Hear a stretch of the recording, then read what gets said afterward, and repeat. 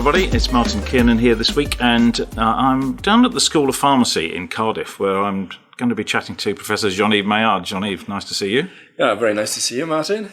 Before we get talking about biofilm, I mean, what's your history? Because you're working in the School of Pharmacy, but you work on disinfectants and you work on biofilm. So how did you get to where you are now? Well, a long time ago, when I was younger, I had the chance to do a PhD for Denver Russell, and he was Mr. Disinfectant. I mean, he wrote all the textbooks on disinfections. So I was lucky enough to do a PhD for him, and when I finished that PhD, after a break, going back to France for a year, being in the military, then I had the opportunity to come back for a lectureship in the School of Pharmacy. So I work alongside Denver Russell on disinfection. That meant understanding the way disinfectant work, understanding microbial resistance, and I work with all microorganisms, and of course biofilms as well. So because it's academia and it's in the UK, then you're researching whatever you can fund, where you can find the funding. Yeah. But for quite a number of years, I mean, you probably remember that yourself, and at the start, then there was a huge denial that surfaces were important in infection control. Yes. Everybody saying, well, that's not important, why bother? But we, very early on, we knew that it was very important to control surfaces, and disinfection was part of it. Cleaning and disinfection was part of that.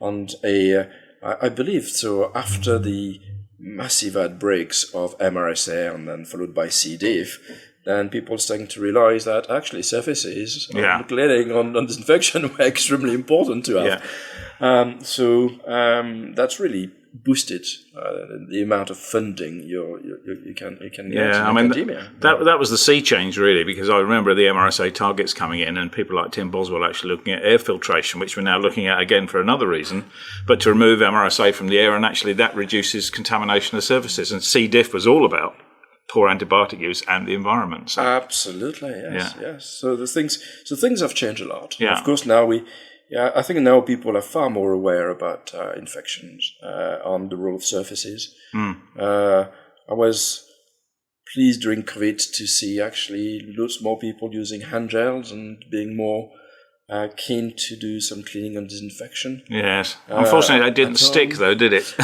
That was, very well.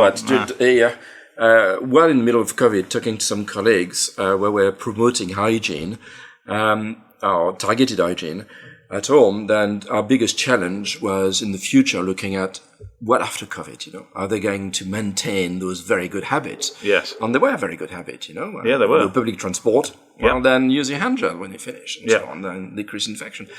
It's still a challenge, but I'm afraid, I don't want really to be political, but sometimes examples need to come from the top. Yes. on some country, that did not really happened whatsoever. No, the example in this country wasn't great from the top. I mean, my experience coming down on the train yesterday, people coughing and spluttering all over the place, not a mask in sight from people, and I thought out of courtesy they might have carried on, but there we are. Yeah, that will be a good example. So that will be very good practices.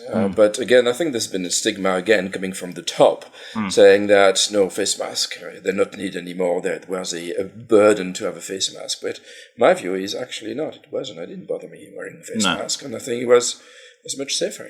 And courteous to others, really. Oh, absolutely. I was thinking of others. Yes. Now, can we go on then to talk about your work on biofilm? Because there's some biofilms you can see, like a wet one, but the dry ones you don't see. That's right. And they're very difficult to actually detect unless you've got specialised methods. So for the average practitioner working in a healthcare setting, how do we convince them that actually dry biofilms exist in their environment? Because if they go sampling them, the chances are, as you've shown in your work, they don't grow anything with the conventional methods that they would use in their own micro lab. And therefore, how do we convince them that they're there and they're significant? Well, it's the same problem when you look at the surface looks clean, but it doesn't mean that it's free of microorganisms. Yeah. So how do you convince people that actually your surface, even if it looks clean, that needs to be cleaned or disinfected. Yeah. And especially if you've got a pathogen or a patient with a pathogen in a room, the surface needs to be disinfected. Even if the surface looks clean, you can't see it. So you're referring to the new dry surface biofilms, which have been identified since 2012. So it's quite 10 years ago only.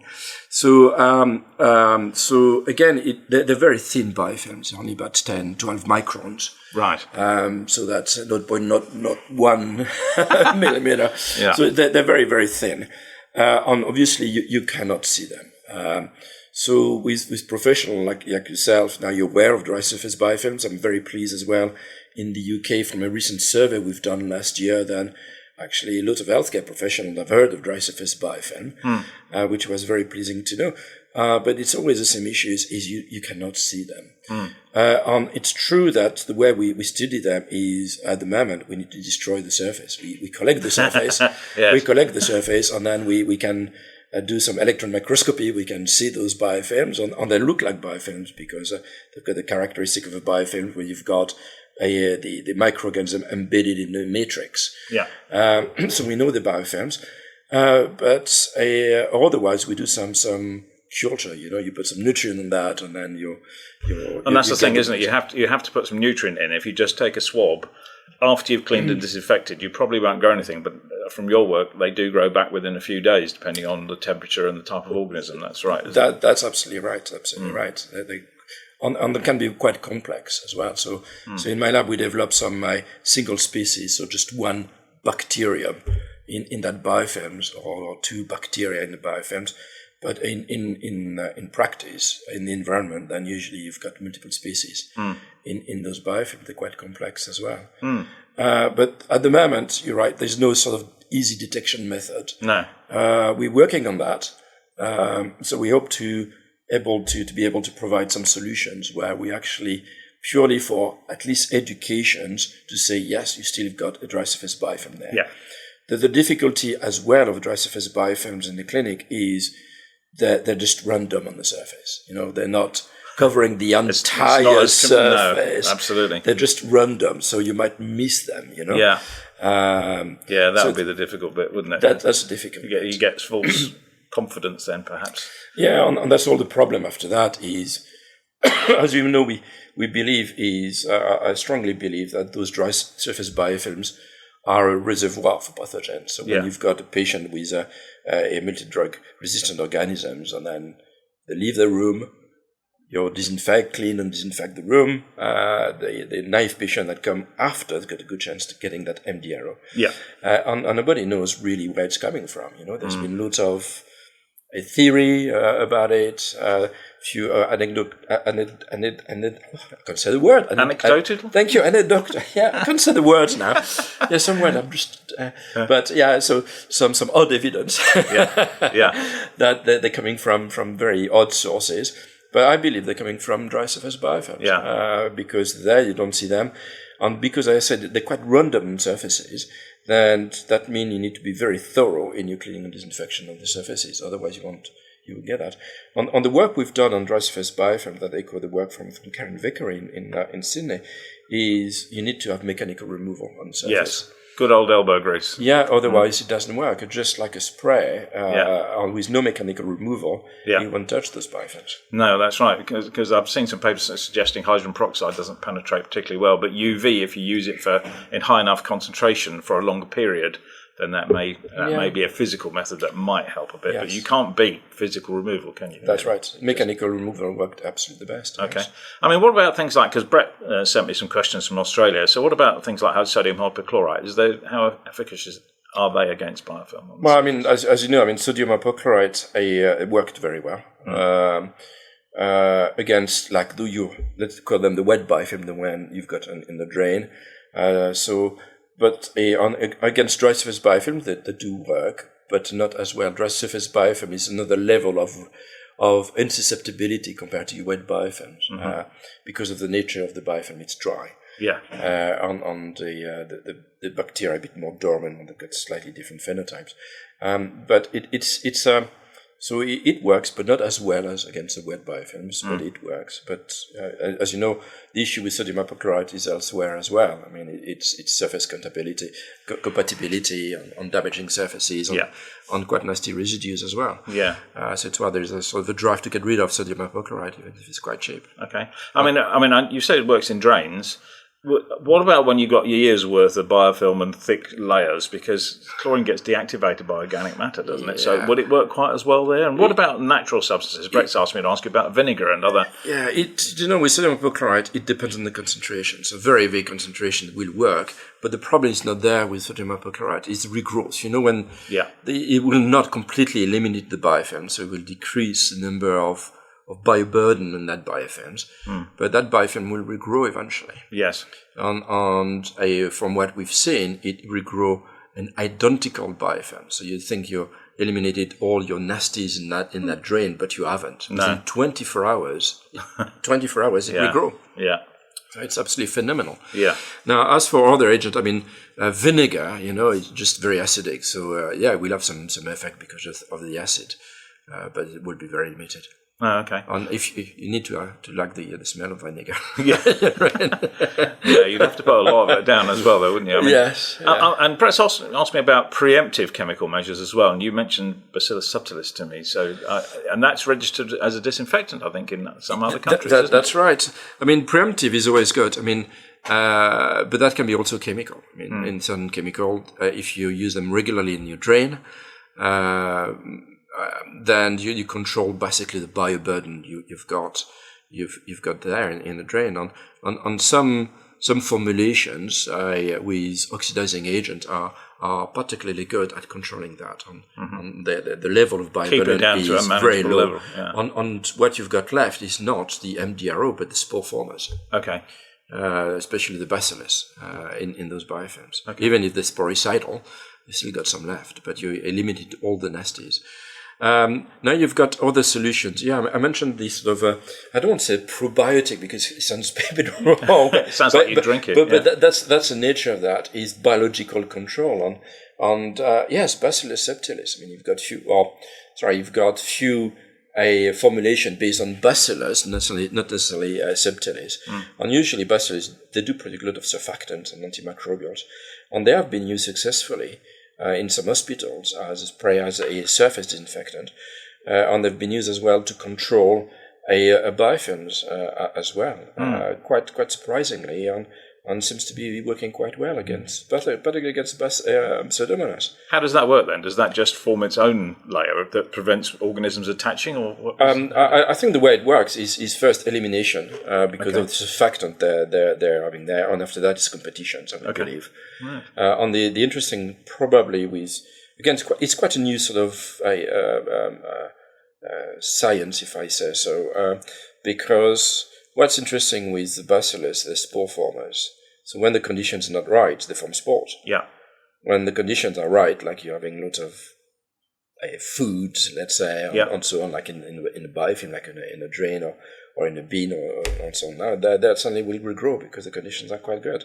So potentially they've got a long-lasting effect of those spore formers. Okay. I actually read a paper recently that compared human sweat as a growth medium to culture media you would use in the lab, and it's equally as good. Yeah. So therefore, people lying around producing growth media in the hospital probably are not slowing down. Well, if anything, they're enhancing the growth of organisms on surfaces anyway, and on themselves. So. Yeah. But I mean,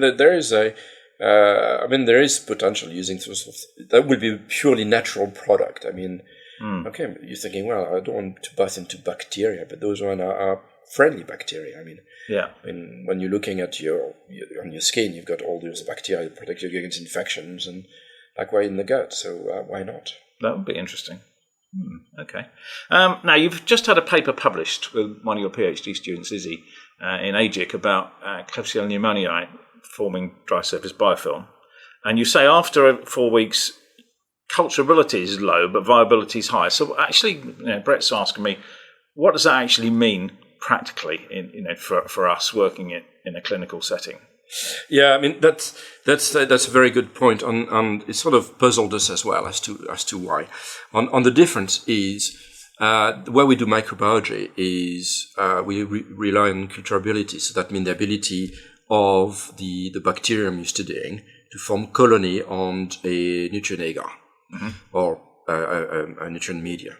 But doesn't mean some bacteria are not able to do that anymore. You can't form colonies, but they're viable. Right. But they don't want to form colony. If you want, there's sort of a dormant stage. Right. So they're viable but non-culturable. And suddenly they revert into being culturable. Ah, okay. So it's probably a way of bacteria to survive longer on the surface, on the media. And that was quite interesting and maybe not that surprising, because when we're looking, especially in dry surface biofilm, those are very tough conditions. Desiccations is very tough conditions. And with Klebsiella... were you surprised that Klebsiella would form dry surface biofilm? Yeah, we are very surprised. And when my PhD gave me the result, I said, well, that's wrong. Do it again. Because for me, I thought that it would be more like E. coli, so it doesn't like desiccation whatsoever. So I was very, very surprised that actually it really thrived or formed nice dry surface biofilms. And those Klebsiella were not capsule producer either. So they were not protected necessarily against desiccation. Okay. But they still formed dry surface biofilms, so it was very, very surprising results. Are there then other gram-negatives that you would be even more surprised that they produce biofilm that we should start thinking about? Because we know Acinetobacter does. That's been shown for quite some time. For the dry surface biofilm, Acinetobacter formed very nice dry surface biofilm because it can resist desiccation. So at the end of the day is whether or not that bacteria can resist desiccation or not. Okay. Again, with Klebsiella, going back to the literature, there's hardly any information that Klebsiella can withstand desiccation. Okay. And E. coli, you don't think would survive desiccation, or it doesn't like are you now thinking, we may be able to? No, it doesn't like desiccation, so it's very difficult to form a dry surface biofilm with E. coli. Okay. Maybe not impossible in very complex biofilm where it's somewhat protected from desiccation. Because you get multi-species, don't you? Right. And so if there's enough of a layer around, then it may survive within that. But in the lab, just impossible to do. And with Klebsiella, obviously, when you look under the microscope, they are desiccated, still in the matrix, in the biofilm.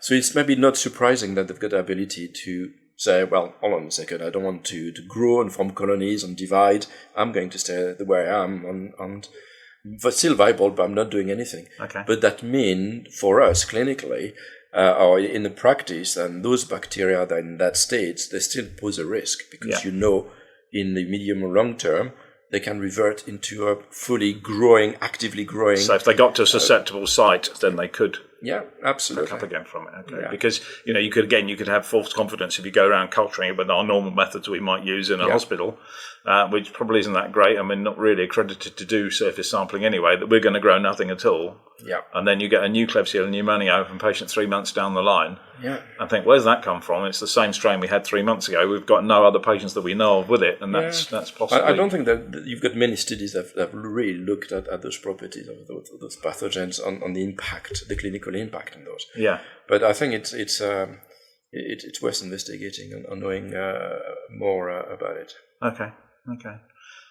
Okay, well, that's been fascinating, Jean-Yves, as ever. Again, I've got probably more questions than...